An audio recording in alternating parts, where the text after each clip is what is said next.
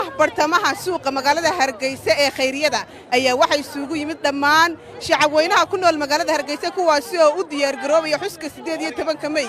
waxaana soo gaadhay madaxweynaha Jamhuuriyadda Soomaaliland Mudane Muuse Biixi Cabdi markii uu halkan soo gaadhay madaxweynuhu shucuubta dadkii halkan ku sugnaa ayaa isku bedelay sida tan